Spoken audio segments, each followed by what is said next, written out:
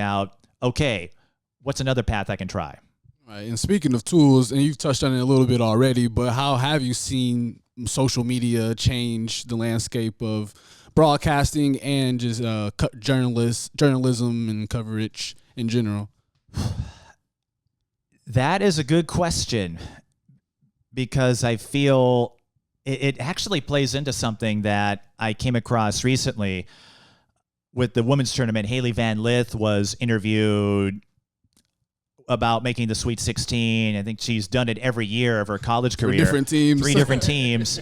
And I'm really happy for her. I didn't think LSU was the greatest fit, and to see her bounce back at TCU, even though I don't have them winning my bracket, it's like, hey, if they bust it, that means they put in the work to make it happen. But she talked about how overwhelming it can be, and it led her down a dark path in terms of mental health because of all of the content, all of the exposure you get, but it also renders you susceptible to some of the negativity. So when I started, Facebook was still relatively new, at least outside the college circuit. Twitter, I still call it that. I'm not calling it Twitter. I'm sorry. Or I'll do Twitter/X. I won't call it X by itself.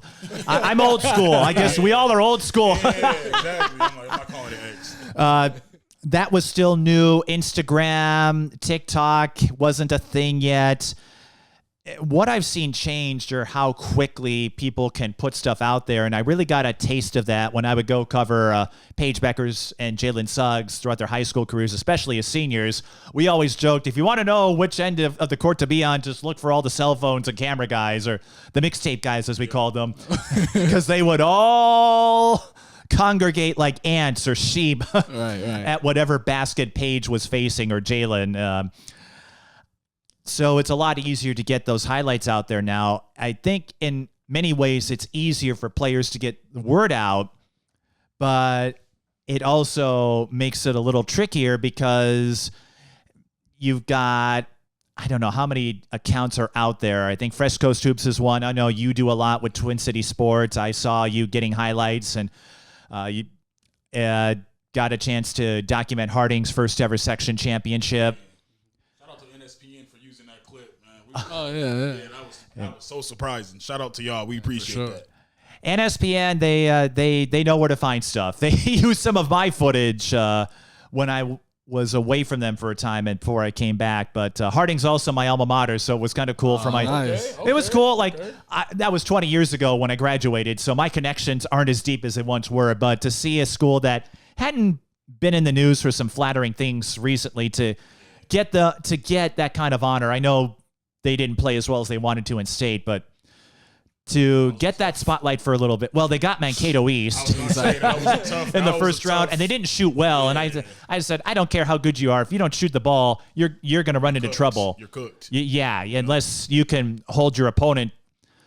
So getting back to the social media thing, I've noticed what has changed are all the different ways to utilize it, but you also have all these different rankings that are out there.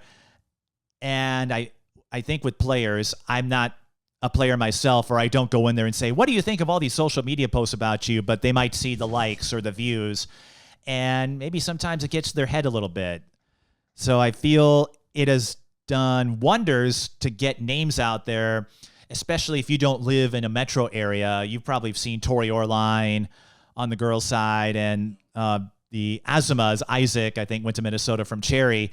If it wasn't for social media, how often will we hear about these players? Yeah. So it can do a lot of good, but there's also a note of caution, and that's something another friend of mine, Danielle, I reconnected with her. She has a son who's 8 or I think 9 now and is playing youth football, and she runs his social media accounts and is doing what she can to inform him of the pros and cons, and just to make sure, hey, you don't get so caught up in your rankings or how many views you've got that you forget what it means to play a sport for fun. So it's something that can help you, but I would say proceed with caution too, because you are much more than how many likes or views you get on Instagram.